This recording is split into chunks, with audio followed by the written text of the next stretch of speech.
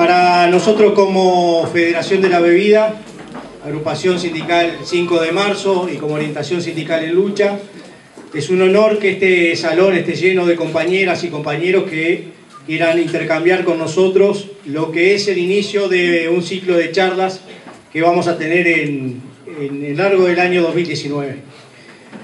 Empezamos con un tema que nosotros creemos que hoy es transversal a la sociedad y que todos, de alguna manera o de otra, estamos siempre en contacto con ello y que estamos escuchando distintas opiniones, como tiene que ver el tema de la educación, del empleo y de la seguridad. Desde nuestro punto de vista como federación y como trabajadores organizados, son temas que están vinculados, que son transversales, que atraviesan a la sociedad de un lado al otro y que no pueden ser vistos como algo independiente, como que no tuvieran comunicación y que una cosa surja sin tener consecuencias en la otra. Nosotros decimos que evidentemente en educación han habido avances en cuanto a lo que es el PBI dedicado a la educación en Uruguay en estos últimos años, pero también entendemos que alguna situación problemática debemos tener cuando las cifras oficiales dicen que hay un 40% aproximadamente de jóvenes que no terminan el ciclo básico. Bueno, entonces quiere decir que hay un problema en la educación y que nos interesaría discutir como integrantes de esta sociedad. Porque ese 40% de jóvenes que no terminan el ciclo básico en algún momento van a acceder al mundo del trabajo. Y hoy también está en boga el tema de los cambios tecnológicos y bueno, cómo repercute en el mundo de hoy los cambios que la sociedad tiene en estos tiempos modernos, ¿no?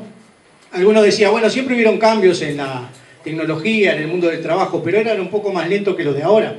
Hoy las plataformas digitales, la robótica y la sustitución de algunos empleos, que sobre todo son los menos calificados, parten por la base de la máquina. Bueno, y entonces, o por una tecnificación, cuando uno habla de la plataforma, dice, bueno, pido por internet, me lo traen a mi casa y ya sustituyo, por ejemplo, a aquel trabajador de supermercado que reponía las góndolas.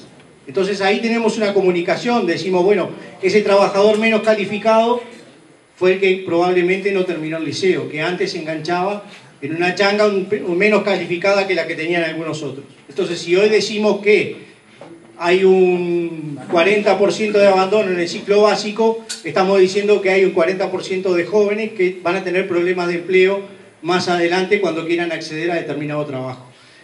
Eso tiene presiones por varios lados. Primero, por el tema de lo que es el salario de los demás trabajadores. Cuando hay mucha gente desempleada, el salario tiende a bajar. Entonces probablemente el salario de muchos de nosotros tenga una expresión más débil cuando esa gente vaya al mundo del trabajo buscando trabajar por menos plata que la que tenemos algunos.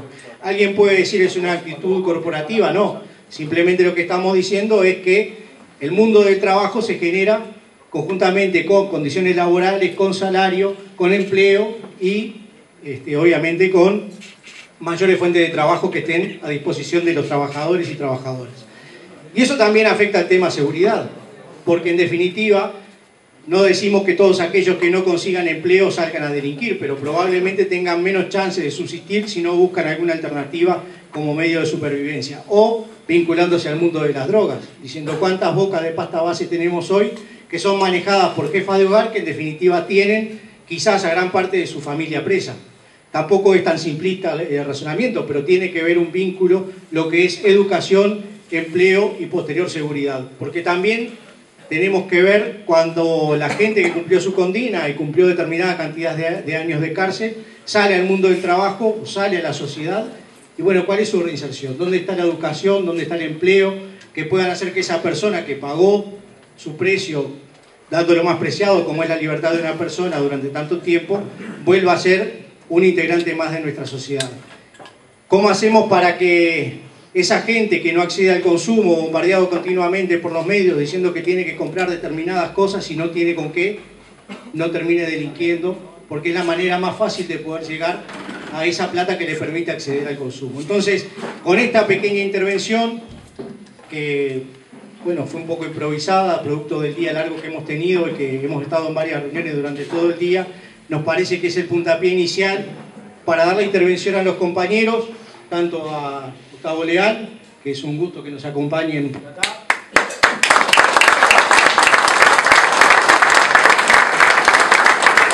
compañero Juan Pedro Mir, que viene dando una mano con los centros socioeducativos. Un viejo conocido de la casa que no precisa presentación, pero que lo vamos a presentar igual, el compañero Richard Reed, que bueno, también lo presentamos. Bueno, entonces, para dar comienzo a esta actividad que tenemos como federación, vamos a darle la palabra al sociólogo Gustavo Lear.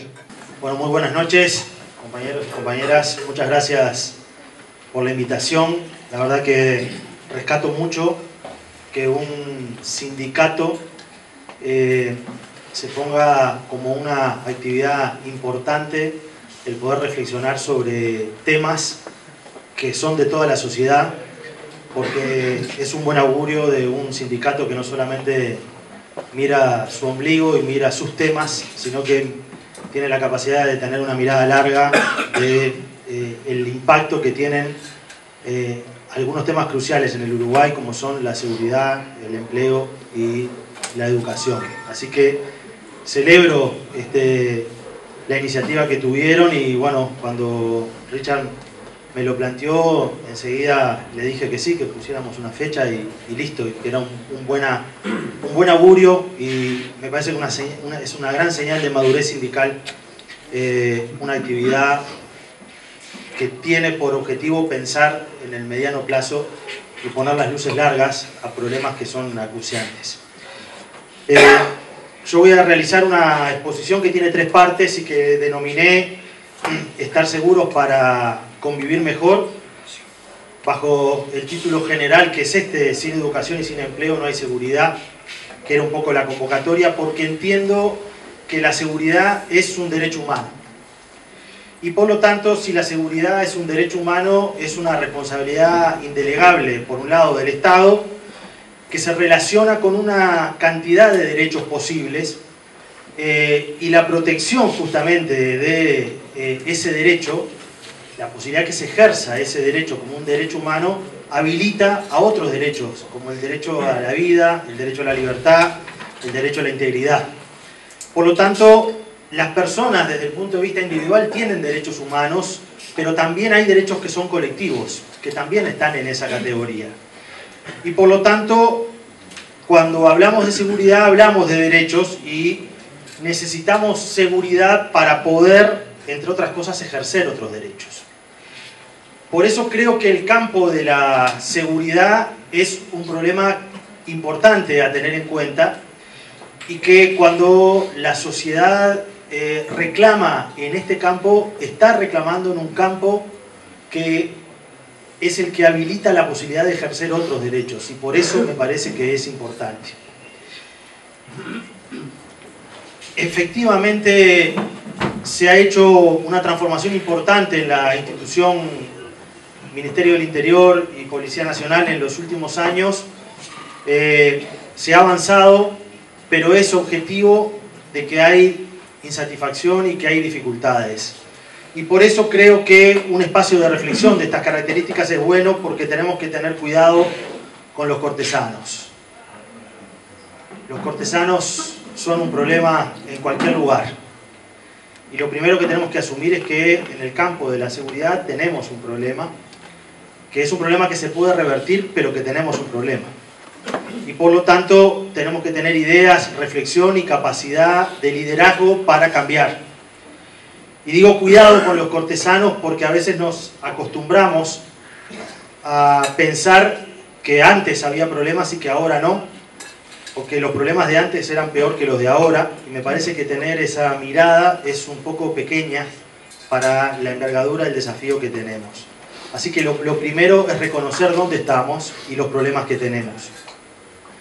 La presentación esta, como les decía, tiene 3 partes. La primera, que son presentarle básicamente los 3 pilares de una estrategia de seguridad, que son pilares conceptuales, pero me parece muy importante que lo podamos debatir, porque tienen que ver después con las acciones que nosotros como sociedad tenemos que asumir, y los 4 anillos de la convivencia en una sociedad. El segundo son los desafíos políticos y culturales que hay que abordar, y después 8 propuestas, 8 ideas concretas, políticas integrales para poder mejorar la seguridad.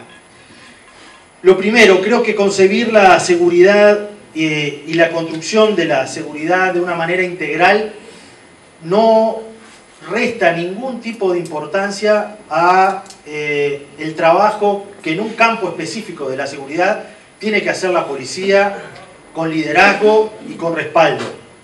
Con respaldo, con liderazgo, con capacidad profesional y con capacidad logística. Pero me parece que es importante, desde un trípode más general, ubicar cómo es que se construye seguridad en una sociedad, para que a la hora de hablar de estrategias de seguridad podamos tener una mirada integral. Hay tres pilares desde mi punto de vista que son conceptuales y que vertebran una estrategia de seguridad y de convivencia en una sociedad. El primero es el ejercicio de la autoridad.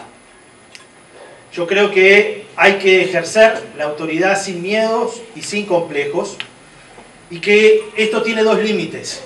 En primer lugar, el respeto a los derechos humanos y el respeto a la Constitución.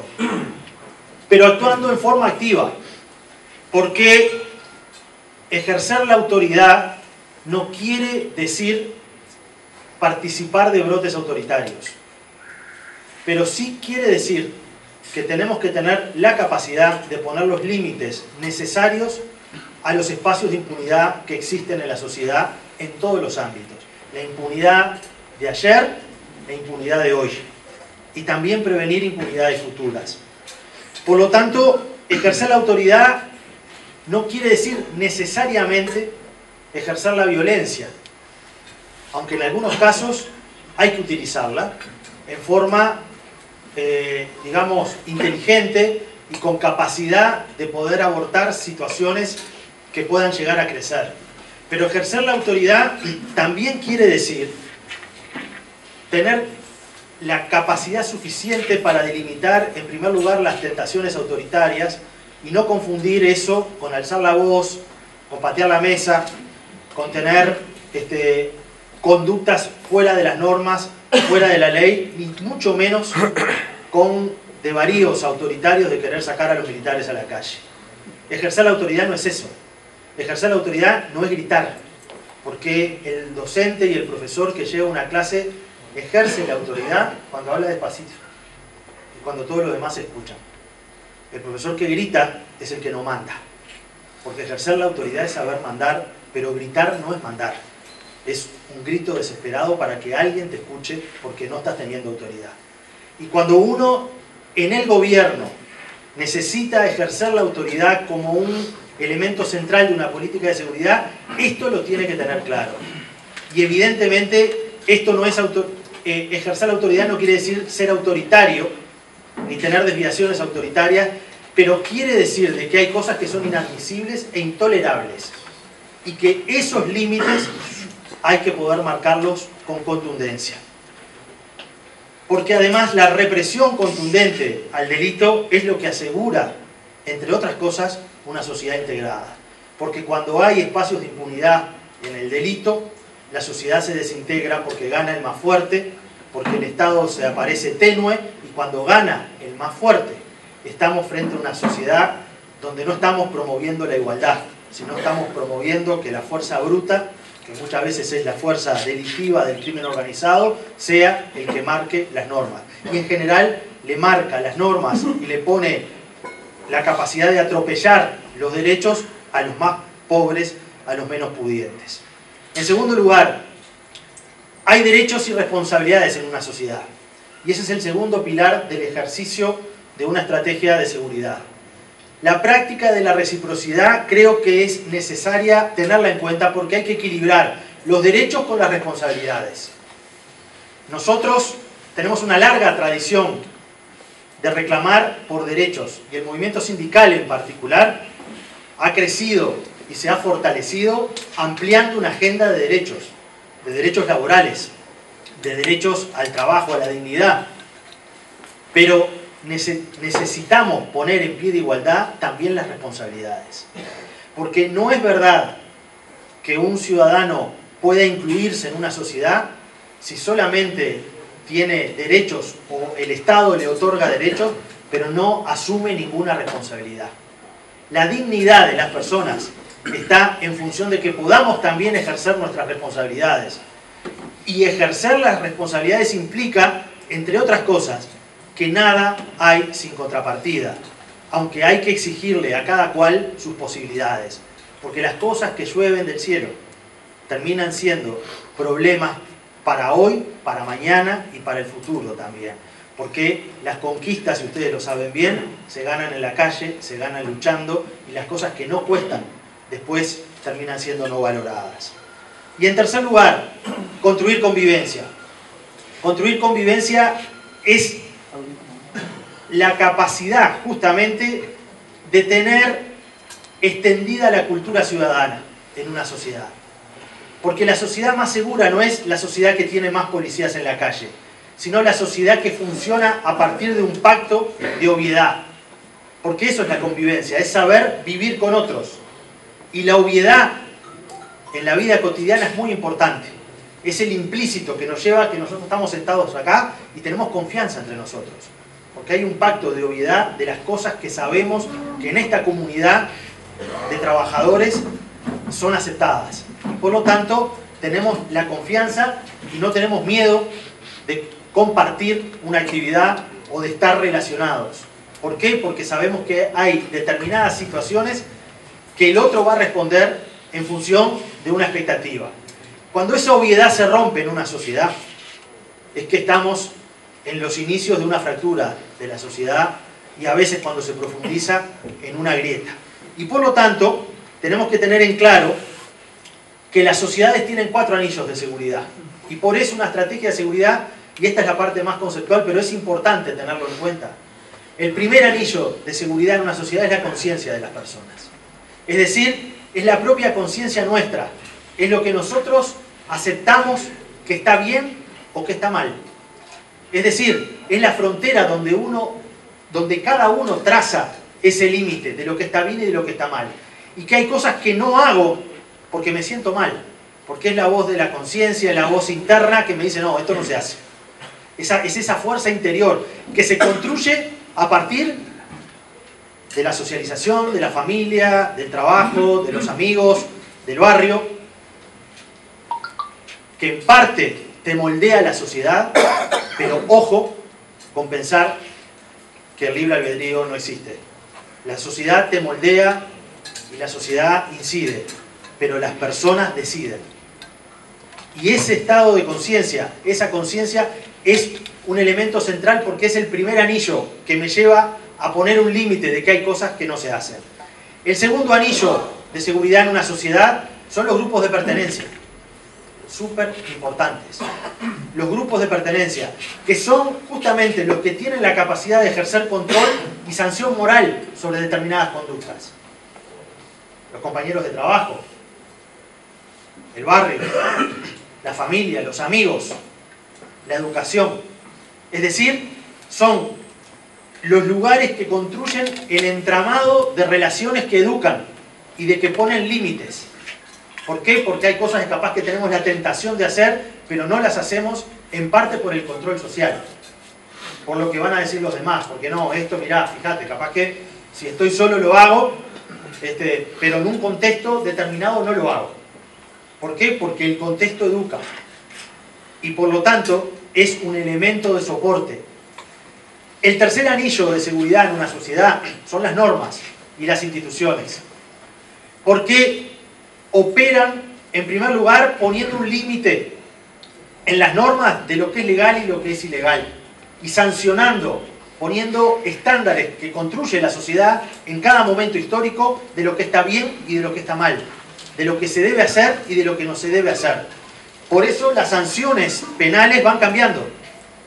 Hasta hace relativamente poco, la violencia doméstica era un tema de adentro de casa.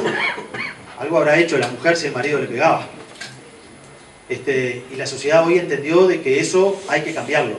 Y por lo tanto instaló una norma también, porque la sociedad por suerte evoluciona y cambia. Pero también las normas tienen que tener elementos que las hagan cumplir. De lo contrario no sirven. Esto es como en el tránsito. Todos sabemos que no podemos manejar tomando alcohol. Capaz que nos subimos al auto y solo manejamos un poquito, pero si tenemos un grupo de amigos nos dicen, che, no se hace, segundo anillo. El tercero es, vos mirá que se te agarran, te levantan en la pata. Perdés 6 meses la libreta, entonces capaz que ahí opera. Y si no, la otra es que efectivamente hay gente controlando esa norma. Entonces eso genera de que no tenga que haber una represión porque la sociedad se va autorregulando. Bien, y el quinto anillo de una sociedad es la represión y la sanción penal. Es ahí donde el Ministerio del Interior y la policía actúan. Es la represión que se requiere cuando todos los otros anillos se desbordaron. Entonces, primera reflexión en esta parte: no hay un modelo sustentable de seguridad si lo único que nos proponemos es reforzar el último anillo. Es imposible una sociedad que solo piense en que la manera de convivir es con más represión. Porque es impracticable además. Y porque además la clave de la sociedad se construye en lo que se evita, no en lo que se castiga. En lo que se evita. Y para que ese pacto de sociedad funcione, esa obviedad tiene que funcionar en la sociedad, y por eso la batalla cultural es la batalla central para una estrategia de seguridad. Esto no quiere decir, dicho por alguien que viene del Ministerio del Interior, que el Ministerio del Interior, que la policía no tenga, o que la Fiscalía y que las leyes no tengan que ver. Simplemente estoy diciendo desde donde yo miro y desde donde yo propongo abordar los problemas de seguridad, a sabiendas que desde el Ministerio del Interior algunas de mis responsabilidades tienen que ver con la represión directa del delito del crimen organizado. Dos desafíos políticos culturales que creo que hay que abordar. El primero, estoy convencido, absolutamente convencido, que hay que impulsar una nueva generación de políticas sociales y urbanas que ponga el foco en revertir la ciudad fracturada. Yo creo que es posible, y no solamente es posible, sino es necesario hacerlo. Pero tenemos que reconocer que hay una fractura social en el Uruguay, y por eso primero dije cuidado con los cortesanos. Yo defiendo lo que el gobierno ha hecho en estos años, pero defender lo que el gobierno ha hecho en estos años no quiere decir de que no vea que tenemos problemas. Y la mejor manera de defender, creo yo, lo que ha hecho el gobierno, del cual estoy convencido que ha impulsado grandes avances y que evidentemente estamos mejor que antes, eso no quiere decir que no pueda tener la capacidad de comprender y de aseverar de que en algunos lugares nosotros tenemos problemas serios y que tenemos que tener la capacidad de abordarlos. Porque reconocer lo que se ha hecho no quiere decir que le tengamos que hacer caso a los cortesanos. Quiere decir que tenemos que reconocer, pero que tenemos que tratar de mirar un poco más allá las cosas distintas que podemos hacer. Y por eso creo que hay un Uruguay que es mayoritario, que es integrado, que tiene niveles crecientes de bienestar, pero que el Uruguay no es homogéneo. Y en particular, el área metropolitana no es una, sino muchas. Y Montevideo no es uno, sino muchos. Incluso tantos y tan diferentes que no se reconocen entre sí. Porque no hay un Montevideo. Hay muchos Montevideos. Y muchos montevideanos y montevideanas que muchas veces no logran aceptar que somos un nosotros. Porque hay enclaves localizados a nivel territorial donde hay una exclusión persistente, una trama urbana fracturada, una subcultura criminal que se retroalimenta, con infraestructuras urbanas de pésima calidad, con viviendas precarias, con altos niveles de hacinamiento, y esa vulnerabilidad económica y social es el denominador común con servicios públicos tenues, que existen pero que casi no llegan. Y por lo tanto esos enclaves barriales, con esas características, tienen a su vez elevadísimas tasas de delito. Tienen una altísima concentración de personas que salen de la cárcel y se consolidan ahí lógicas territoriales con procesos de disputa de la legitimidad del Estado. Y esto último se produce a partir de un conjunto de modalidades donde hay procesos de desacoplamiento por parte de comunidades cada vez más amplias a las instituciones públicas y a los servicios del Estado que generan inclusión. La familia, la educación y el empleo. Y cada vez, en forma más temprana, hay personas que se involucran en el circuito criminal incluso antes de tener una inserción en el sistema educativo y antes de tener una inserción en el sistema laboral. Por eso, en general se presumía que las personas se involucraban a la delincuencia porque tenían cerrada la vida del mercado de trabajo. Es decir, que ingresaban a la delincuencia porque no encontraban trabajo. Bueno, yo creo que tenemos que pensar complejamente los problemas actuales, porque eso ha cambiado. Porque esa dinámica de fractura social y cultural en la sociedad ha invertido esta relación. Y en muchas ocasiones, la predisposición al delito es lo que define mi situación en relación al empleo y no al revés. Es decir, que me vinculo tangencialmente al empleo porque mi vínculo de inserción es el delito y no al revés. Y eso nos tiene que ayudar a pensar seriamente algunas de las políticas sociales que nosotros estamos impulsando.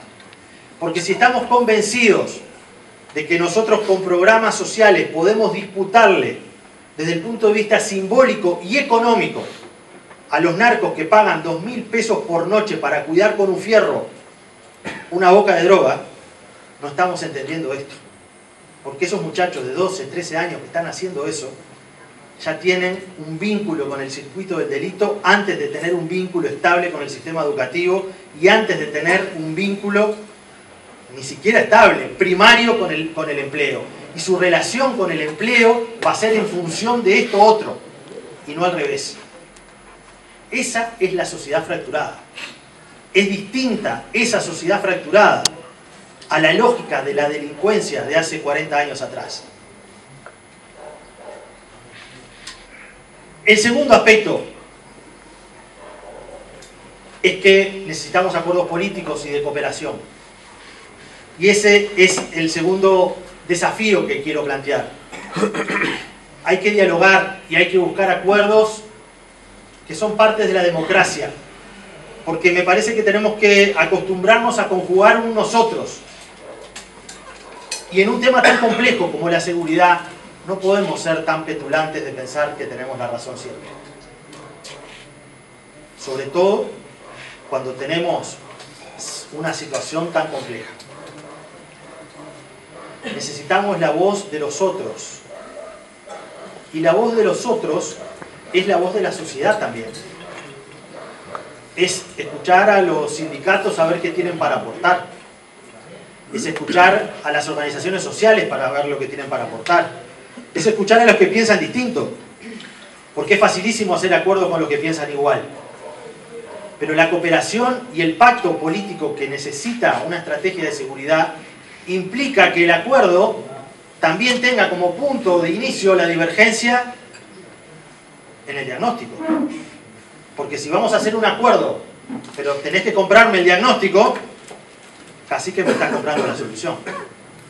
Y hemos perdido a veces en la sociedad la gimnasia del acuerdo, que no quiere decir renegar de las posiciones, pero quiere decir que necesitamos un espacio muy amplio de acuerdo, una base muy amplia de acuerdo para abordar un problema de la envergadura que hoy tenemos. Los datos de delitos que se han publicado señalan que el 2018 fue el año de mayor registro histórico de homicidios, de rapiñas y de hurtos en el Uruguay. Por lo tanto, tenemos un problema que hay que abordarlo entre todos. Y para eso tenemos que establecer no solamente ideas comunes, sino tenemos que partir de la base también de que hay pluralidad de ideas para resolver los problemas. De que hay que abrirse a escuchar y no solamente a oír. Porque hay una diferencia entre oír y escuchar. El oír es un sentido, el escuchar es una actitud. Uno puede oír y no escuchar. Y nosotros necesitamos escuchar para que podamos cambiar. Y también reconocer los éxitos en plural, cuando los hay. Y reconocer las responsabilidades de forma individual. Por eso creo que en seguridad y en una estrategia que vincule la seguridad, la educación y el empleo, necesitamos luces largas. Por eso lo de hoy, celebro mucho la iniciativa que ustedes tienen de poner esas luces largas y desde el ámbito sindical dar una señal de que se necesitan acuerdos, que no quiere decir obviar las diferencias, pero quiere decir que tenemos un problema demasiado grande para ser tan pequeños de pensar que lo vamos a solucionar solos. A partir de esto, quiero presentarles 8 ideas rapiditas, porque me pasé de tiempo ya. Pero se las dejo numeradas. 8 ideas que yo creo que tienen que ser parte de un acuerdo, justamente. Y que son políticas integrales para mejorar la seguridad y por lo tanto no son solamente medidas que tengan que ver con los temas policiales, aunque hay algunas medidas en ese paquete. Pero algunas medidas tienen que ver con esta mirada integral de este problema de la seguridad en esta lógica que les planteé. Yo estoy convencido que es necesario en el Uruguay un plan de impacto que yo le he puesto un nombre que es Más Barrio, Más Vida. Un plan de impacto que implica un shock integral de acciones urbanas, habitacionales y sociales y de seguridad en al menos 25 zonas estratégicas del área metropolitana y de alguna ciudad del interior del país. Para transformar de verdad esos enclaves que hoy hablé, que son enclaves donde hay déficit de ciudad, donde no hay veredas, donde no hay calle, donde no hay saneamiento, donde no hay luz, donde la lógica del que manda por la falta de servicios termina siendo la lógica del señor feudal, que es el que trae los servicios, donde hay un estado tenue, que está, pero está poquito. No hay luz, es una vela. Y eso implica decisiones políticas, implica inversiones. Yo estimo que implica alrededor de 50 millones de dólares por año durante un quinquenio. Es decir, 250 millones de dólares para un plan que de manera integral aborde un shock de ciudad, habitacional, de servicios, con un cambio en el foco de políticas sociales, con un cambio de foco en las trayectorias educativas, sobre todo apuntando a los jóvenes y a los adolescentes que viven en esos lugares, y con un shock de seguridad que desarticule sistemáticamente al crimen organizado, que es quien en estos enclaves de barriales con estado tenue tiende a crecer y a fortalecerse. Lo que pasó en los Palomares pasó porque los Palomares son lo que son, porque nadie, los chingas, no podían hacer lo que hicieron en un barrio consolidado. Esa estrategia de control territorial no la pueden hacer en este barrio. La pueden hacer en un barrio donde no hay veredas, donde no hay calles, donde hay pasajes que miden 1 metro, donde no había luz, donde el Estado no entraba, donde el Mides no entraba, donde la UTE no entraba, donde las ambulancias las traía la señora, porque tampoco entraban. Es en esos lugares donde el crimen organizado disputa la legitimidad del Estado. Y nosotros, si queremos más seguridad, tenemos que cambiar la ciudad. Y tenemos que tener capacidad de impacto, de transformación de la piel de la ciudad, porque ahí hay ciudadanos que no se sienten ciudadanos. Hay ciudadanos que son protegidos por otros, como pasaba en el complejo Quevedo, un complejo en el medio de Flor de Maroña, donde un grupo de narcotraficantes cerró el complejo de viviendas y mandaban ellos. Y eran ellos los señores feudales. Entonces, ese shock de más barrio y más vida implica priorizar. En política hay que priorizar. 50 millones de dólares por año es una inversión que bien vale la pena en un presupuesto general. Y más barrio es porque condensa una estrategia de seguridad, porque intenta fortalecer, en primer lugar, la trama urbana de la ciudad, que es muy importante. En segundo lugar, porque propone cambiar el foco. Los territorios siempre son el lugar donde los programas caen, donde se hacen cosas, pero nunca se los entiende como el factor de exclusión y de desigualdad, porque no es lo mismo vivir en un barrio integrado que vivir en un barrio de la periferia. Y si no, para los que viven en barrios complicados, como algunos de estos 25, lo saben bien, la diferencia que es, la desigualdad desde el origen que hay en el acceso a una cantidad de servicios públicos. Y más vida, porque el objetivo central de una política de seguridad es la defensa de la vida. Y porque además nosotros tenemos que poner en el centro de cualquier estrategia de seguridad a las personas, no a las cosas, a las personas, a la defensa de las personas. Y por lo tanto, una estrategia integral de shock de ciudad, de shock urbano, de shock de infraestructura, implica una estrategia que lo que hace es cultivar seguridad de futuro. Valle y Ordóñez, a principios de siglo, imaginó un pequeño país modelo, decía él. Y sus escritos reflejan de que ese pequeño país modelo él intentó traducirlo en Montevideo. Y por eso trajo los mejores arquitectos de Europa para que trazaran las principales avenidas, para que hicieran los grandes parques públicos, para que se hiciera la Rambla, que fue una obra de infraestructura polémica y discutida, pero hecha sobre la lógica de que había que integrar una sociedad de inmigrantes, donde el espacio público era el espacio de los iguales, donde los edificios públicos eran emblemáticos, donde el Estado, con su presencia, era el que articulaba la integración. Por eso, en cada barrio hay una plaza de deportes. Hace 102 años de la primer plaza de deportes que fue con esa lógica. Construir ciudad es construir ciudadanía y es construir seguridad.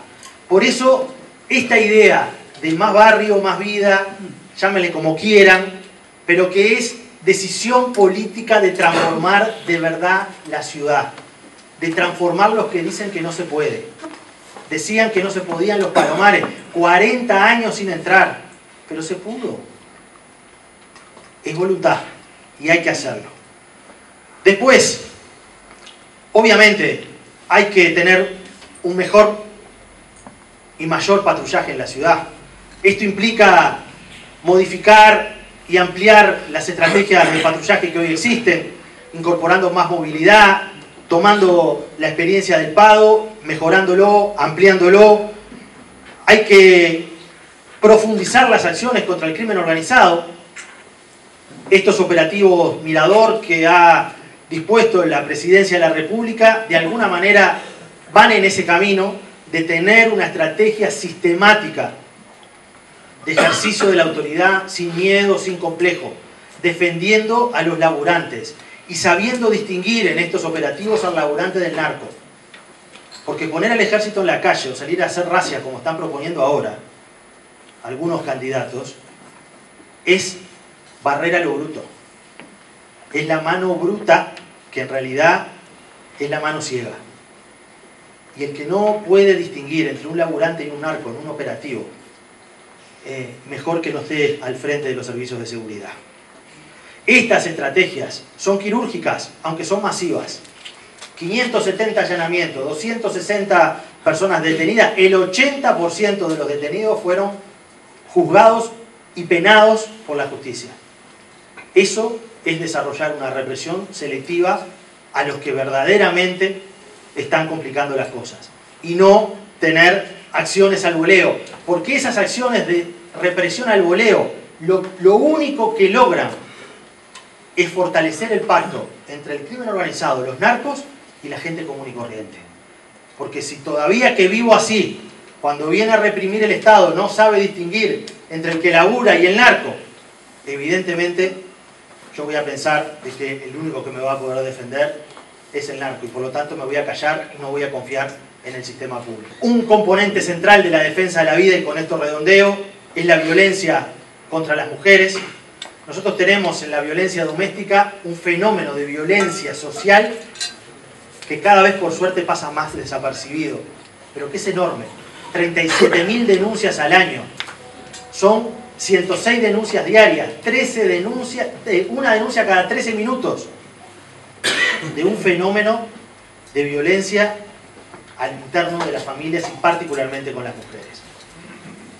Hay que cambiar y darle un giro importante a algunas políticas carcelarias. Más del 60% de las personas que salen de la cárcel vuelven a delinquir. Yo creo que más, porque esos son los que vuelven a ingresar y los que se atrapan. Pero bueno, aquí tenemos a Jaime Saavedra, que ha liderado una experiencia exitosa en el polo industrial, en el CONCAR. Pero eso hay que replicar por decenas esa experiencia. Nosotros necesitamos que al menos el 80% de los presos estudie y trabaje. Y hoy estamos en niveles bajísimos en relación a esa utopía. Pero creo que se puede. Y por último, creo que hay que coordinar la política criminal y la política social. La política criminal y la política social tienen que ir de la mano, articuladas, porque el Estado es uno solo. Nosotros no podemos combatir a los narcotraficantes o a los grupos de crimen organizado que desalojan a punta de pistola a personas y tras cartón a esas personas que tengan asignación familiar y tarjeta de Uruguay Social. Y a los desalojados no, porque no se los había ido a visitar. Entonces tenemos un problema. Hay que coordinar las bases de datos del Estado, tenemos que tener una mirada integral y tenemos que defender a los que laburan.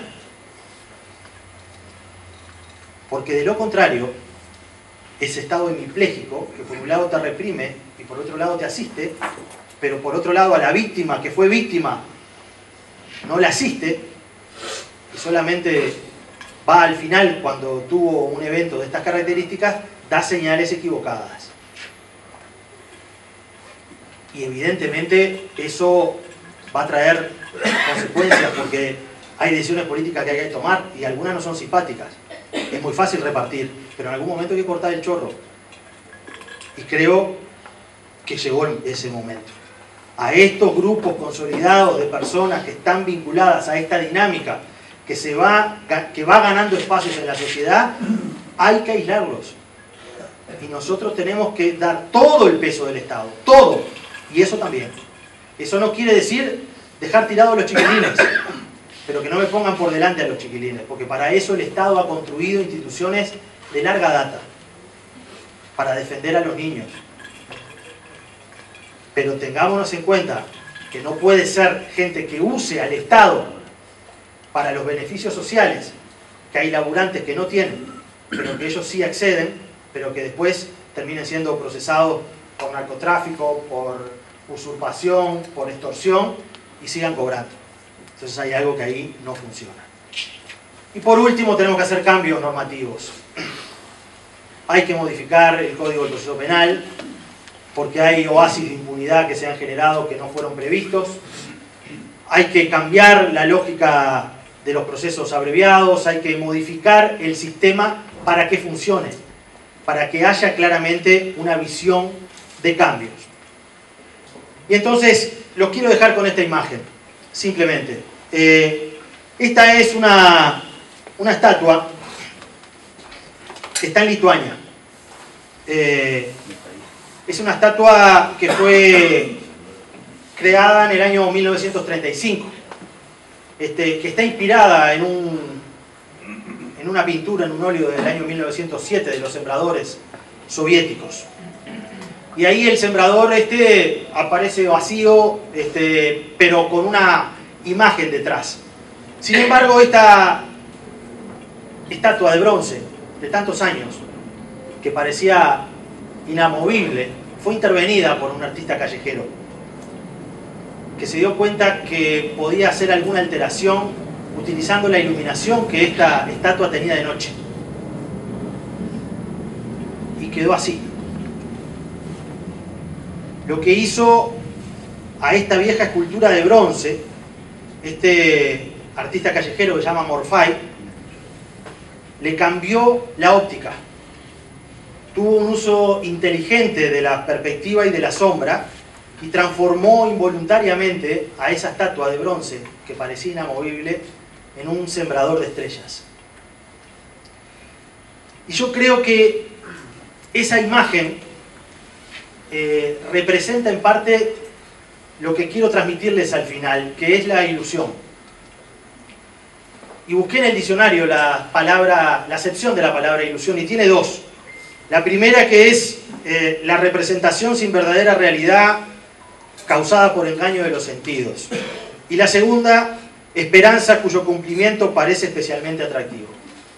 La primera, uno podría decir, bueno, puede ser, esto es una ilusión óptica, que puede ser un engaño de los sentidos. Pero la segunda es la esperanza cuyo cumplimiento parece especialmente atractivo. Yo me quedo con esa segunda parte, porque estoy convencido que es una metáfora del cambio. Es una metáfora del cambio sin necesariamente tirar las herencias, pero poniéndole nuevas luces, poniéndole nuevas miradas, poniéndole nueva inventiva, poniéndole rupturas a lo que nos acostumbramos a ver para que podamos ver otra cosa. Entonces, la sociedad es continuidad y cambio, y en esa continuidad y cambio nosotros somos protagonistas principales de tratar de buscarle un nuevo foco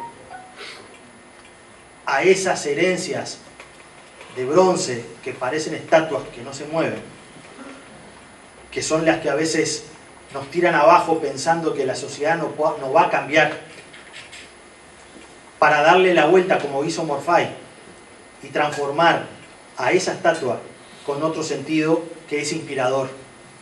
Porque el sembrar estrellas, de alguna manera, plantea la posibilidad de que aquello que parece que fuera imposible, hay alguien que en la Tierra lo está haciendo. Así que yo quería dejarles estas reflexiones, agradecerle nuevamente a la FOEB y a todos ustedes, a la agrupación sindical, a los compañeros de los sindicatos, la iniciativa de pensar en grande los problemas de la sociedad. Muchas gracias.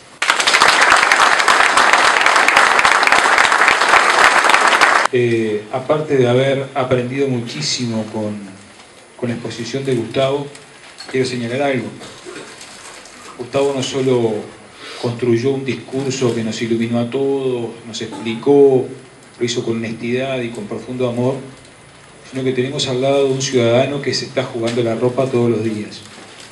Entonces, yo creo que ante eso, el reconocimiento público en una sociedad que es tan difícil jugarse la ropa, cuando alguien, un ciudadano de la República, pone su cuerpo a traer sus ideas, creo que se merece el mayor reconocimiento, querido Gustavo, para ti, para tu familia, y ojalá todos podamos arroparlo y cuidarlo como se merece por nosotros y por ellos. Eso es lo primero. Si bien conversamos algunos puntos sobre qué íbamos a exponer cada uno, quiero tomar dos puntos que se agrupan con lo que planteó Gustavo. En el tema de educación, indudablemente en la articulación de educación y sociedad, educación y trabajo, el tema de la batalla cultural es central. En un momento donde no sabemos hacia dónde va a ir el mundo, pero está claro que lo que ha cambiado en estos 19 años del siglo XXI solo promete seguir acelerando esa transformación. Entonces, lo único cierto es que esto va a cambiar muchísimo y que el 60% de los empleos que van a existir cuando nuestros niños estén trabajando, hoy no existen. Entonces estamos formando por primera vez para un mundo que no sabemos cómo va a ser. Y eso es un punto central. El otro punto que quiero retomar, que planteó Gustavo, es el tema de la necesidad de articulación de las políticas. No hay políticas separadas. No hay políticas separadas, políticas sociales, políticas educativas, políticas de cuidado. Se acabó. Hoy las políticas o son integrales o no son políticas. Y por lo tanto, al igual que dijo Gustavo, en algunos ejemplos que vamos a dar, solamente es pensable la construcción de un proyecto alternativo de educación cuando se piensa integralmente en una clave ciudadana, en una clave que implique necesariamente la articulación de lo distinto. Y por último vamos a terminar con una mención a quien sigue siendo un punto real, que fue don Pedro Figari, que en su formulación y en su invención de las escuelas de artes y artesanías condensó lo que era una propuesta educativa para un país que él se imaginaba de obreros artesanos y de obreros artistas, de un país que tenía que llevar adelante ya en las primeras décadas del siglo XX la tarea de inventar más que de copiar.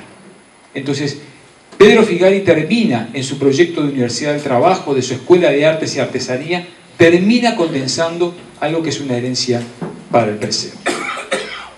Primer punto, yo estaba leyendo el otro día el informe del monitor educativo con respecto a las evaluaciones de los niños de sexto año.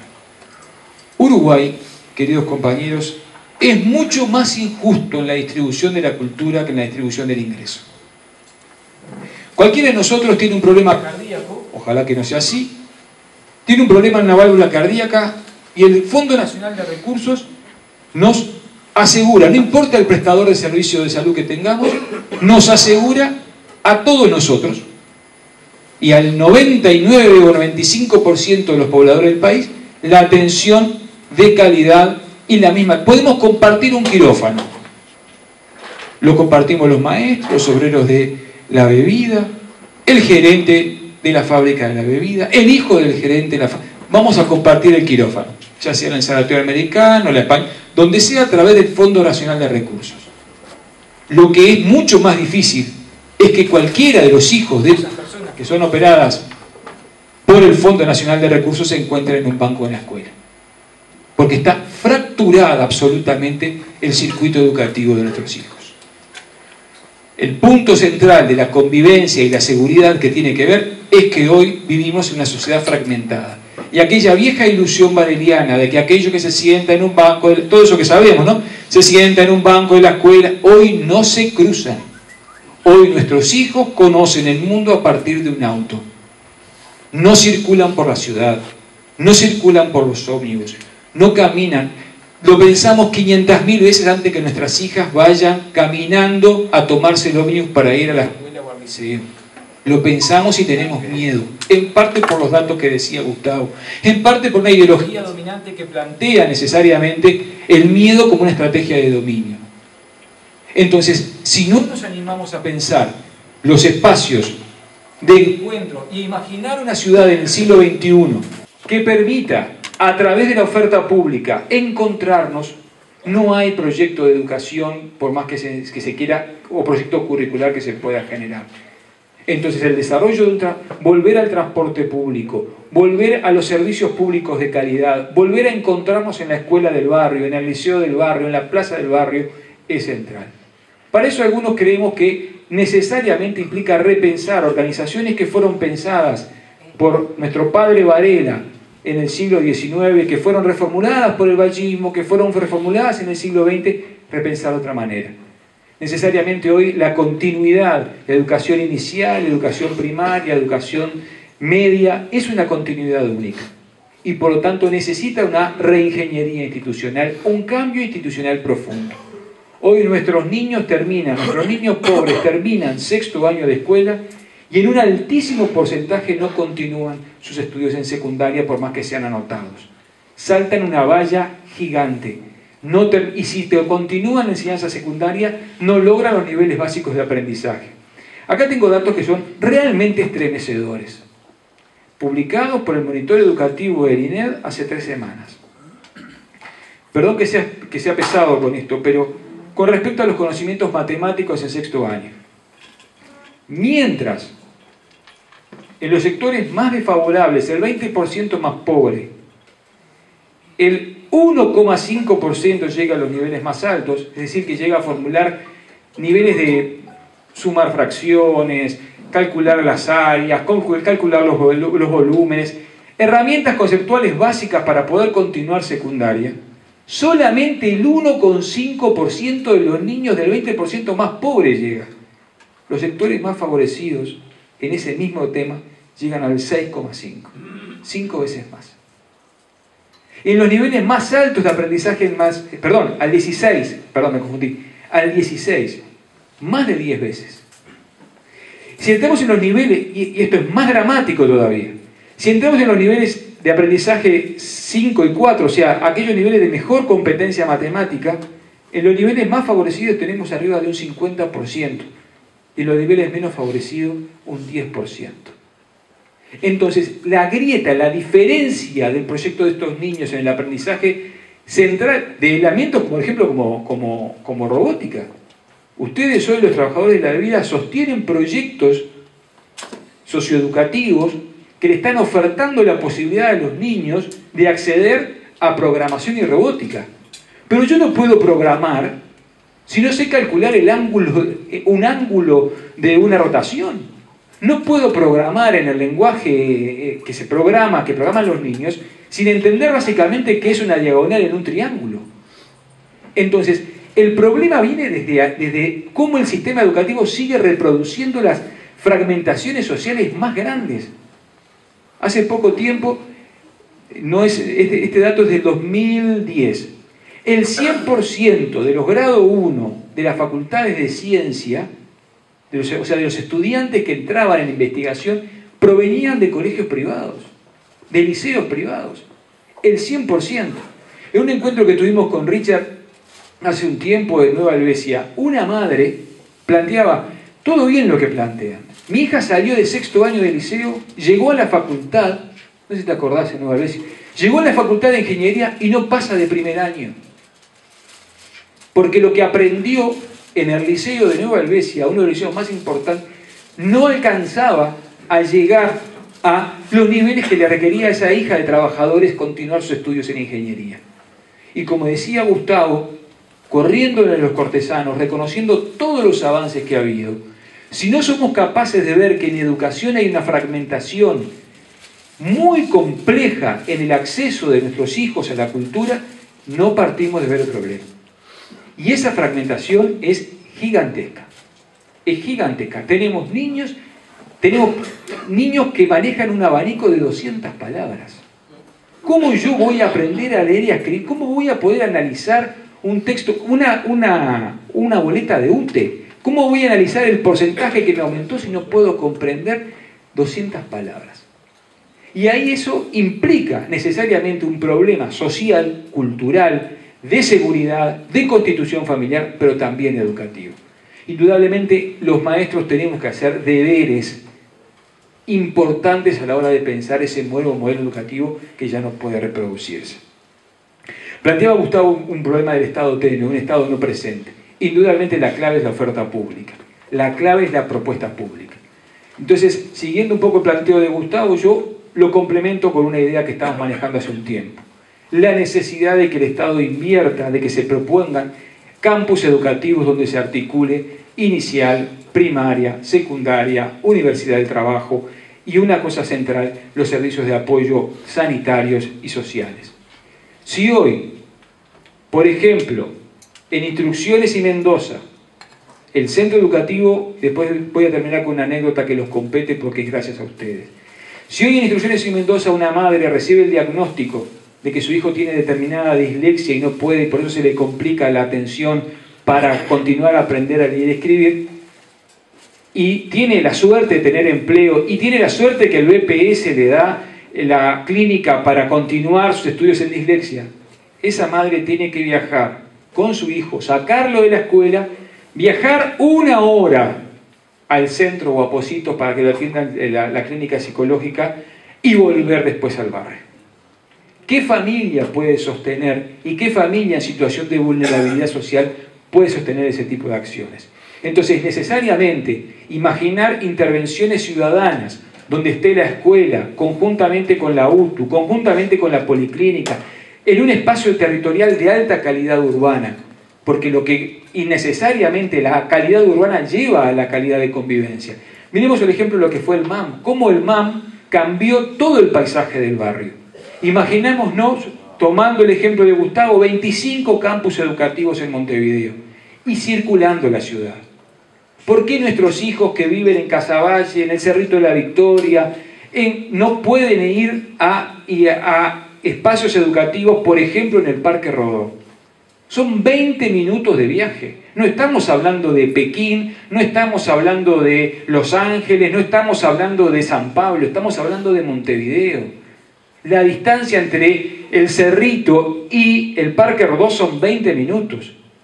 Imaginemos un campus educativo en el Parque Rodó, de acceso para los hijos de todos nosotros que se encuentran en el Parque Rodó, en el Prado, en los mejores lugares de la ciudad, donde se encuentre, donde haya actividades en el verano, donde no se interrumpa la actividad deportiva, donde haya canchas abiertas, donde haya también límites para construir ciudadanía, donde en esos espacios, por ejemplo, no se pueda estar fumando marihuana, porque son espacios educativos. ¿Y por qué yo tengo que ir a una plaza por qué yo tengo que ir donde no hay límites y básicamente construcción ciudadana en torno a eso?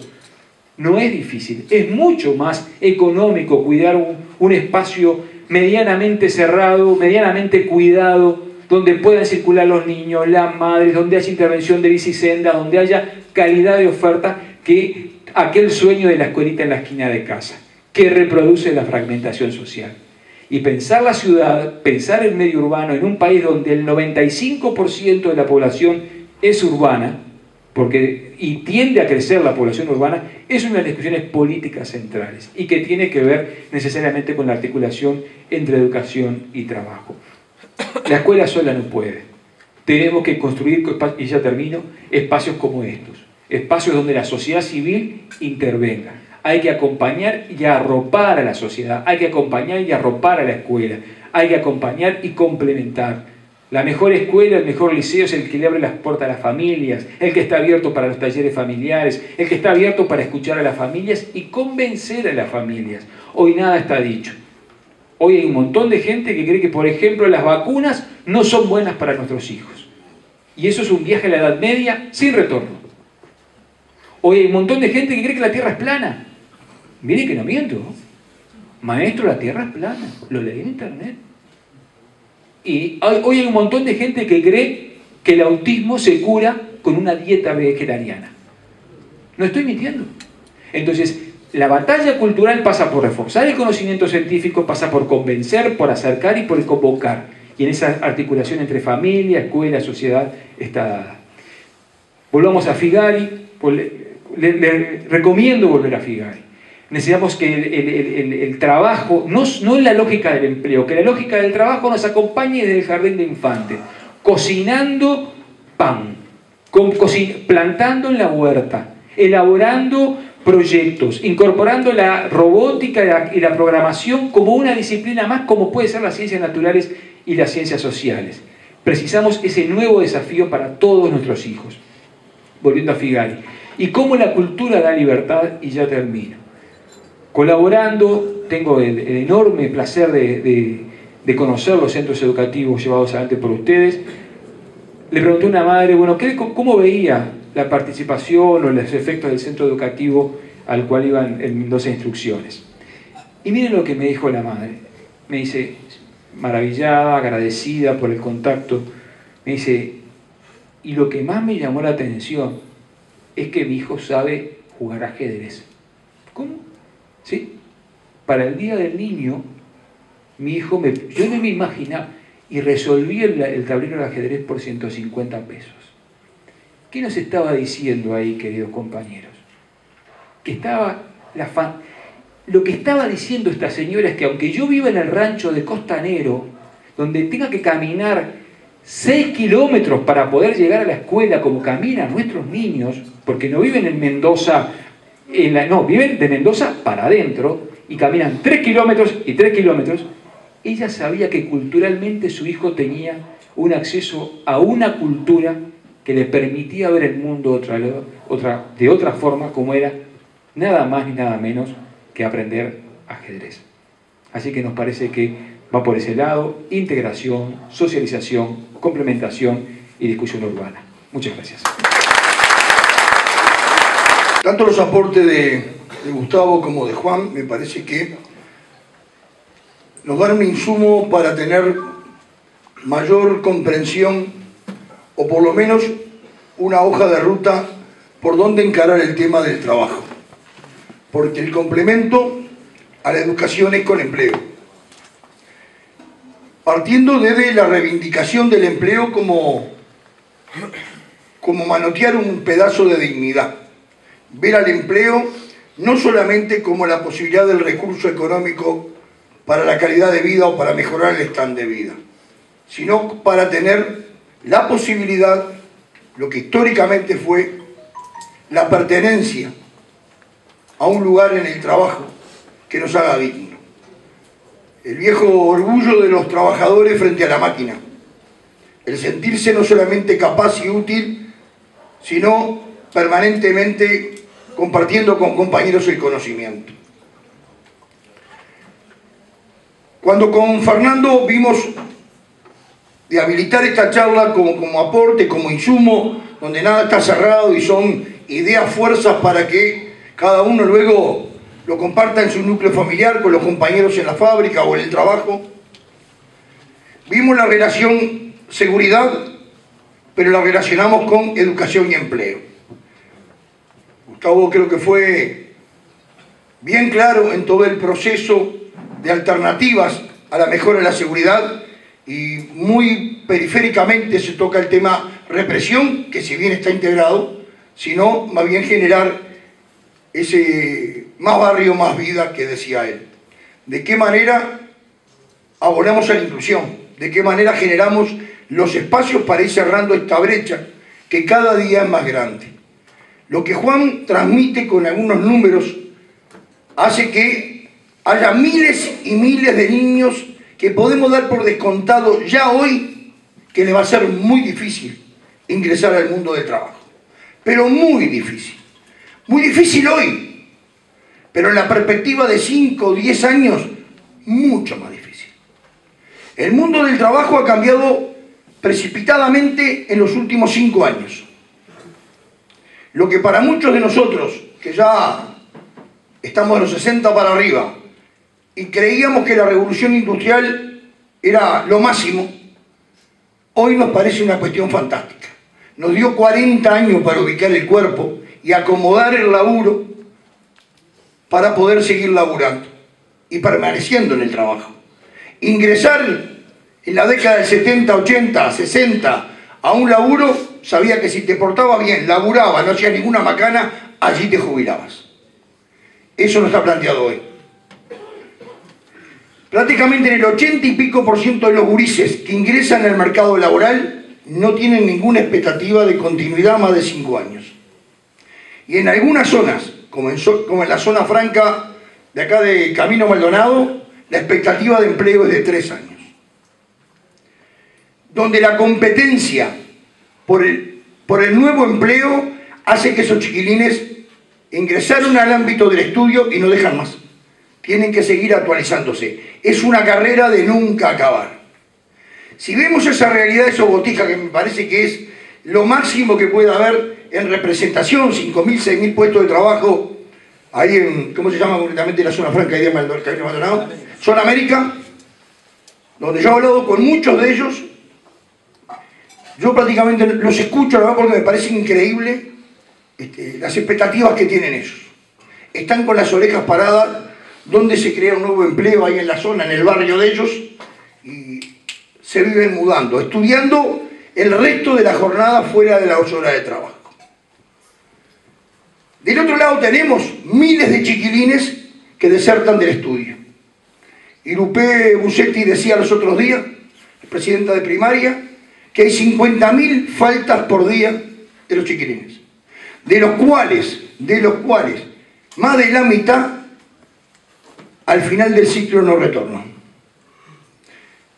Esos chiquilines que ni siquiera cumplen primaria, que ingresan a secundaria y el 40% rebota en segundo año y también queda al costado del camino, en un mundo del trabajo donde las exigencias intelectuales del conocimiento cada vez pica más alto, y para acceder a empleos dignamente remunerados hay que competir con un nivel educativo, de información, de conocimiento muy alto, que quien tiene acceso para poder competir allí va a ser, parafraseando lo que decía Juan, el hijo del gerente. Muy difícil que el hijo del obrero pueda entrar en carrera para poder competir con un salario a un trabajo de esa característica. Un dato que da Juan, que a lo mejor pasó desapercibido, lo voy a tomar y corregime, Juan, es que en algunas tareas concretas el 100% de los chiquilines vienen de la universidad privada. De la universidad privada. Porque también en el fondo hay un planteo de clase en la cooptación de la mano de obra o del empleo. También hay empresas concretamente que el nicho de funcionarios lo va a buscar a las universidades privadas, en detrimento de la Universidad de la República. Esa brecha que dice Gustavo, que todos la percibimos, es un tironeo no solamente de la violencia implícita que uno ve en el barrio. Hay otra forma de violencia, más subliminal, que puede ser que específicamente a ciertas tareas, a ciertos empleos en mi empresa, lo voy a buscar a tal universidad y no a tal otra. Un planteo netamente de clase. Y eso uno lo está viendo, los que trabajamos en industria privada, en sector de multinacionales, los mandos medios, no hay un mando medio, por lo menos en Fábrica Nacional de Cerveza, por ahí me equivoco, que provenga de la Universidad de la República. Todos vienen de la universidad privada. Hay un grado de selección clasista. Los futuros gerentes de este país serán chicos que provienen de allí, con una escala de valores diferente seguramente a lo que significa en el seno familiar de un laburante que tiene que darle todos los días a las 8 horas de las 6 de la mañana. En este mundo del trabajo, donde el deterioro de la mano del empleo en detrimento de las plataformas, de los Uber famosos, que en forma silenciosa pero sistemática viene dañando el índice de empleo, y si los números no están todavía en alerta o en un naranja, es porque hay otras cuestiones de prórroga de seguro de paro, etcétera, etcétera, que no hacen todavía que el número descarnado aparezca. Va a aparecer.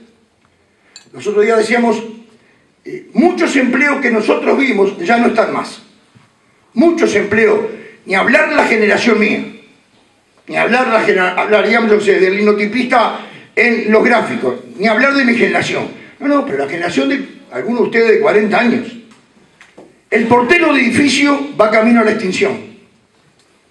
En Uruguay hay zonas donde el portero tiene una presencia importante en el barrio, en la integración del vecindario.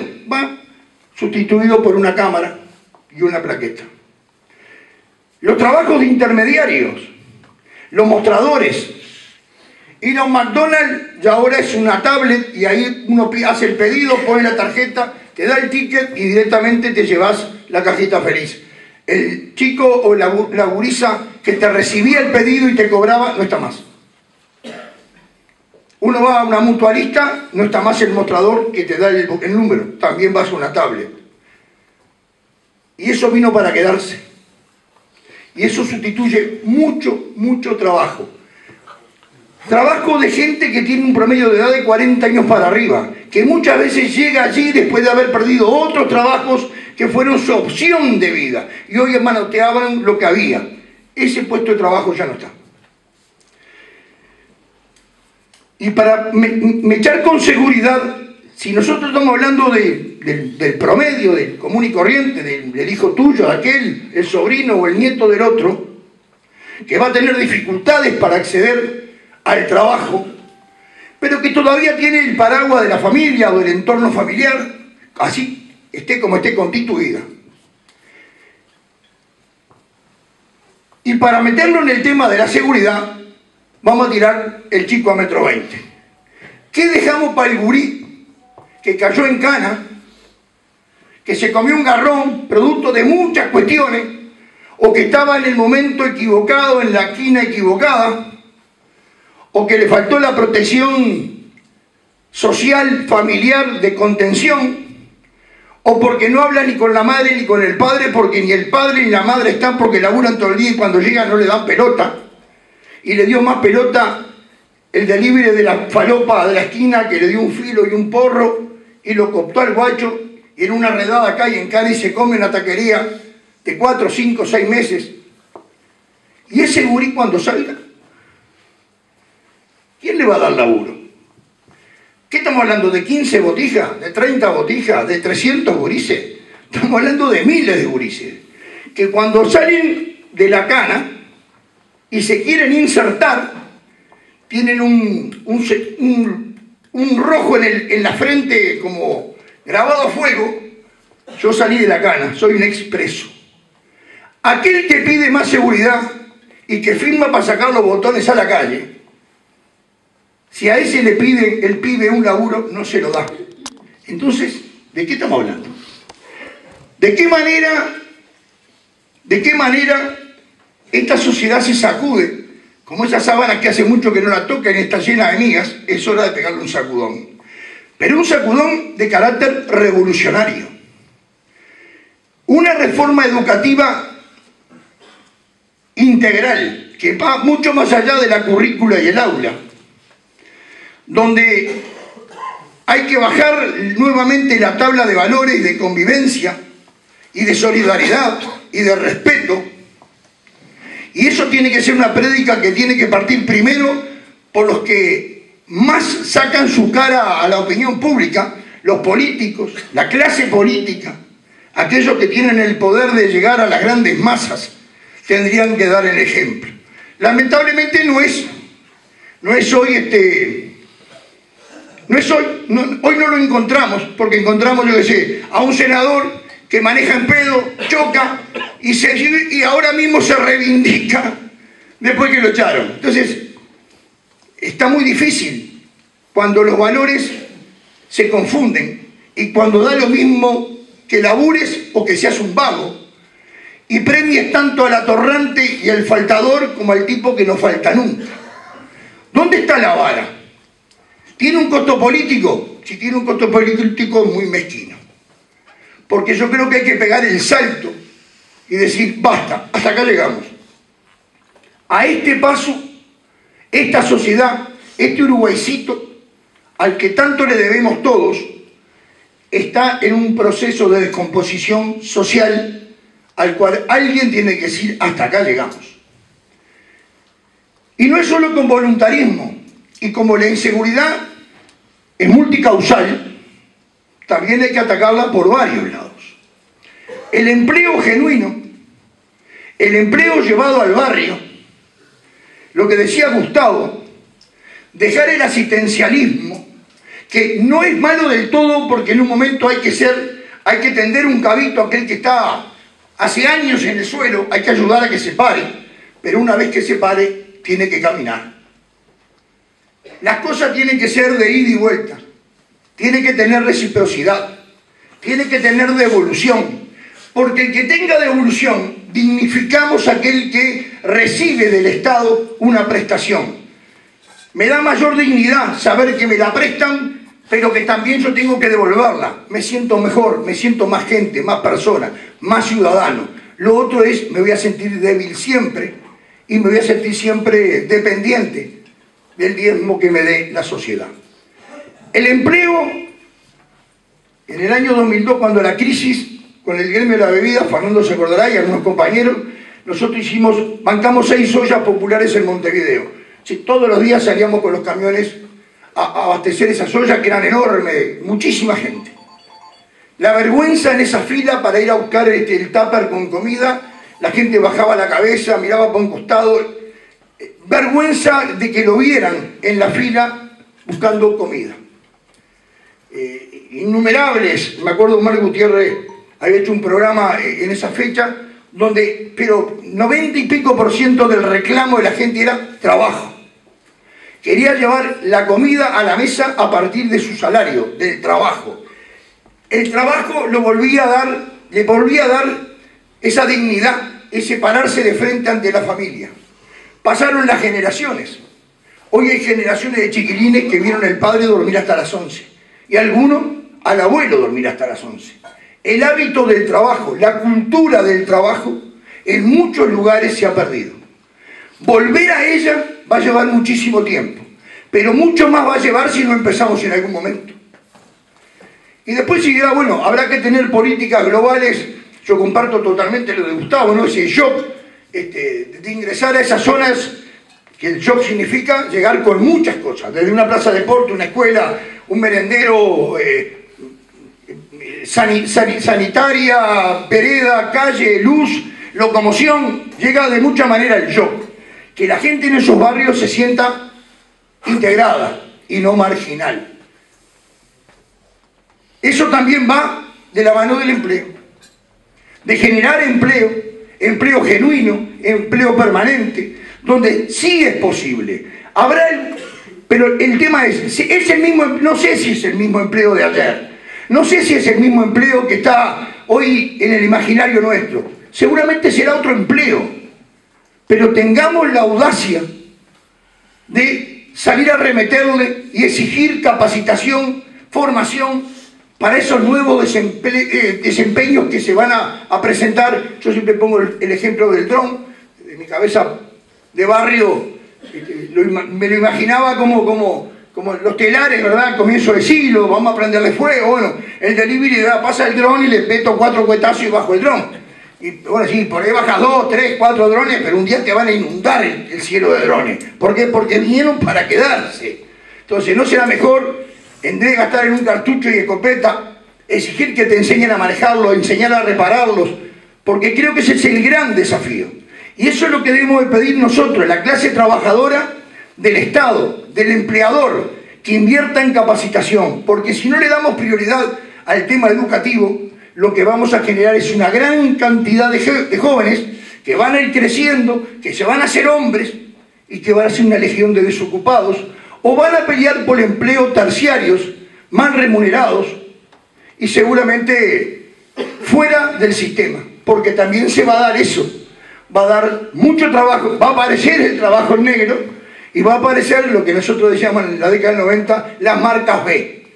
Va a existir ese tipo de cosas y eso es plasmar ya definitivamente los dos Uruguay, los dos grandes Uruguay. Como hay muchos Montevideos, también hay muchos Uruguay. Entonces creo que, sin abrir juicio de valor con respecto a las políticas vigentes ni a las anteriores recientes, que mucho tendríamos para decir y seguramente generaríamos un gran revuelo de polémica, que sería saludable en un Uruguay donde de política se habla poco y se habla mucho de gestión o de lo que dijo el otro. Educación de la columna vertebral para poder dar inicio a esa gran pelea que es revertir esta realidad que nos está ganando día a día. Termino. La inseguridad es multicausal.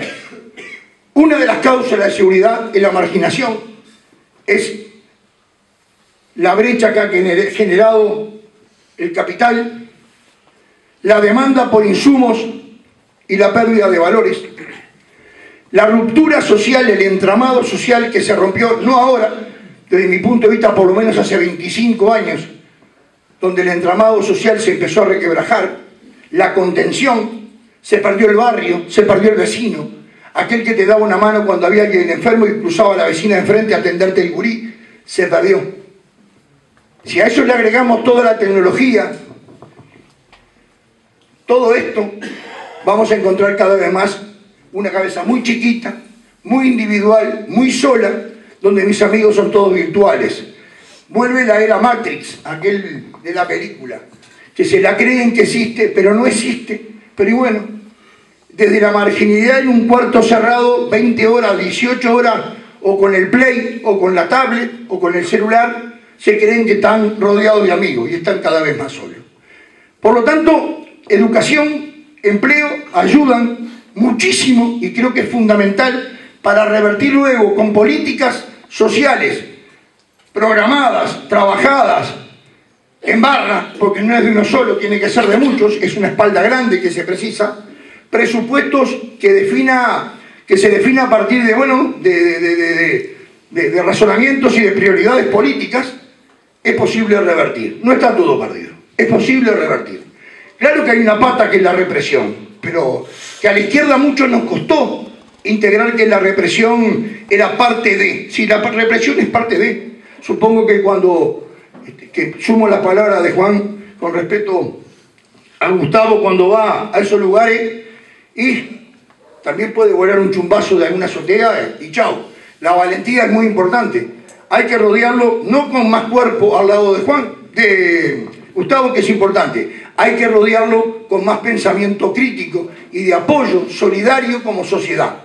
Nosotros en el gremio de la bebida, a los 5 centros educativos que están funcionando y tenemos, es un orgullo para nosotros, con Jaimito Saavedra, que nos está compartiendo con nosotros, pues le damos la bienvenida y el agradecimiento por estar aquí. Hombre de larga data en el trabajo con presos y con liberados, al frente del patronato y dentro del CONCAR y acá a la vuelta, a 2 cuadras, con un trabajo fantástico en el barrio, dándole posibilidades a aquellos que salieron y que hoy aprendan un oficio. Nosotros como Federación de la Bebida, desde un nicho mucho más pequeño, a instancias de Fernando, que viene desde hace tiempo con este tema, vamos a instalar también en Paysandú, junto con la Intendencia de Paysandú, con el apoyo también de los compañeros de Ismael y del INEFOP, vamos a instalar una escuela de oficios para los pibes que se han liberado. Vamos a trabajarlo con Saavedra en Paysandú y con los gurises del INAO. Tendremos una población chica, 30, 40 quizás al comienzo, después veremos cómo la vamos extendiendo. Prendió en el departamento, contactamos a empresas, seguramente los que vayan todos saldrán con empleo. Y bueno, es una puertita, una ventanita para aquel que salió de la cana, no encuentra una alternativa. ¿Cuál es la alternativa que tiene? Sale de caño de vuelta. Pero sale de caño mucho más preparado, porque entró por perejil, pero salió casi con un título de chorro de ahí adentro. Entonces va a salir mucho más preparado. Y como en la segunda instancia la propia sociedad le cerró la puerta en la cara, no va a tener ninguna vergüenza de meterte un caño y darte un cuetazo. Por lo tanto, hay que darle posibilidad, hay que tirar un cabito, hay que decir, bueno, este es el camino. Algunos no lo agarrarán, porque también hay gente que no tiene retorno, que tiene otra opción, porque estamos muy mal desde el punto de vista intelectual con un sector de la sociedad. Pero si rescatamos 1, 2, 3, 4, como dice un amigo mío, más viejas van a dormir tranquilas. Entonces creo que es el aporte de este gremio. Ojalá tuviéramos eco en otros organismos, en otras organizaciones, porque creo que todos tenemos que involucrarnos. Hay que romper aquel del corporativismo y que el salario y las condiciones de trabajo son el tema exclusivo de un sindicato. No, nosotros somos parte de la sociedad, no podemos balconearla desde un consejo de salario que es de los mejores en este país. Tenemos que meter la pata en el barro, como lo hicimos con los centros educativos, con esta escuela de oficios en Paysandú. Seguramente para el año que viene tengamos novedades en Montevideo, trabajando con transparencia, diciendo que es posible, con ganas es posible, ganas, buena administración, transparencia en el manejo de la guita, es posible avanzar en este tipo de cosas. Yo digo por acá, le digo a Fernando que haga el cierre, le agradezco a Gustavo y a Juan, que no bien se lo planteé los otros días, se prendieron en este tema. Les adelanto que la gente en Paysandú está pidiendo el mismo formato, fecha que podamos ver. Sería bueno ir llevando estos insumos para que genere un debate, que haya aporte, que le quiten, que le pongan, porque lo que necesitamos es que esté agendado todos los días en las charlas de la familia, en la charla del laburo, en el vestuario, en cualquier lugar, de qué manera aportamos para crear sociedad. Más barrio, más vida, también es construcción de sociedad. Gracias. Bueno, me pareció muy interesante todos los insumos que nos llevamos desde esta charla, intercambio entre compañeros, porque de eso se trata. Esto es un intercambio entre compañeros que tienen una función en determinados ámbitos y que, bueno, está bueno colectivizar para que cada uno de nosotros vaya pensando después y tomando lo mejor de lo que se dijo en esta intervención. Nuestra idea como federación es aportar a la discusión, a generar debate, a generar idea, porque hay algunas cosas muy importantes. Intervención urbana, 250 millones de dólares para un plan de 5 años, 450 millones de dólares el apoyo del gobierno a la caja militar en un solo año. vaya si habrá que discutir algunas cosas, ¿no?, en este país donde los cortesanos no discuten. La falta de cultura y educación lo que va haciendo es eliminar seres pensantes y que después asumen que el discurso es el discurso totalitario y golpista, donde desconocen lo que pasó en este país, y varios actores políticos que fueron figuras importantes de esa situación del 85 en adelante parece que se enteraron de cosas por el Tribunal de Honor del Ejército, ¿no? Entonces, cuando uno genera gente sin educación y sin formación y sin cultura, no va a cuestionar el discurso dominante. Y si tenemos en cuenta que quienes van a prepararse para el próximo mundo del trabajo son los hijos de las clases dominantes, evidentemente lo que acá tenemos es una política de dominación de clase que se llama capitalismo y que nosotros estamos obligados como clase trabajadora a debatir y, por qué no, a polemizar y avanzar para que la clase trabajadora sea la que esté al frente de la conducción de este país. Porque creo que eso es lo que nosotros como trabajadores tenemos la necesidad de construir una sociedad igualitaria, sin explotados ni explotadores, y de eso justamente se trata. Que es un trabajo a largo plazo, pero que se empieza con estos debates de ciudadanía, de educación, de empleo, para que sepamos que si no pensamos, nadie va a pensar por nosotros, y que al contrario lo que van a hacer es llevar adelante una política de dominación de ovejas, que ninguna oveja se salvó balando, como decía el querido Pata Beltrán. Así que antes de despedirnos y de agradecer la presencia de todas y todos, de los compañeros del interior, de los compañeros de diferentes sindicatos que están aquí presentes, queríamos hacer una entrega de un presente para los compañeros que están aquí en la mesa con nosotros, porque además de un vaso con agua les vamos a dar algún otro tipo de presente para que, bueno, cuando estén en su casa, hagan algún apunte, se tomen una cerveza fría, se acuerden de la charla que dieron en la Federación el 8 de abril del 2019. Muchísimas gracias, compañeros. Les vamos a hacer entrega de presente.